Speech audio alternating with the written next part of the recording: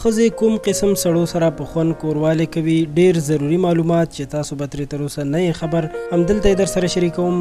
دا ویډیو خامخا تر اخره وګورئ. په دې ویډیو کې تاسو سره دا معلومات شریکوم چې ښځې کوم قسم سړي خوښوي او کوم قسم سړو سره په مینا کوروالی کوي او زړه ورکوي.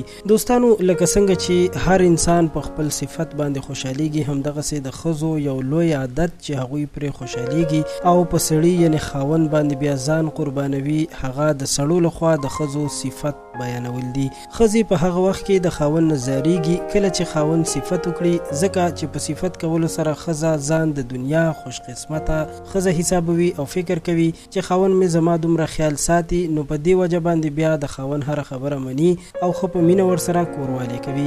دویمه دا چې ځینې وخت خاوند ښځې ته یو داسې تحفه راوړي چې هغه د ښځې ډیره خوښه وي، لکه د سرو زرو ګوتمه یا د ښځې د خوښې عطر یا خوشبو چې په کور کې استعمالوي، او یا نور د هغې د خوښې شیان چې په نافهمۍ کې ورته خاوند راوړي او د یو تحفې په شکل یې ورکړي، نو ښځه په دې سره ډیره خوشحالیږي او داسې ښځې بیا د خاوند هره خبره مني، که هغه د کوروالي کول وي او یا بله خبره. ځکه نن سبا په کورونو کې زیاتې لانجې په دې وجه هم روانې وي چې زیاتې ښځې خپلو خاوندانو سره کوروالي کولو ته زړه نه ښه کوي چې هر وخت ورسره کوروالی وکړي، نو هغوی دغه طریقې کولی شي. په دې سره ښځه ډیره خوشحالیږي. دې نه علاوه د ښځې د ضرورتونو خیال ساتل پکار دي او بغیر د څه وجې هسې په کور کې لانجې جوړول نه دي پکار، ځکه چې جنګ کول یو داسې بد عادت دی چې د کور ټول ماحول بربادوي.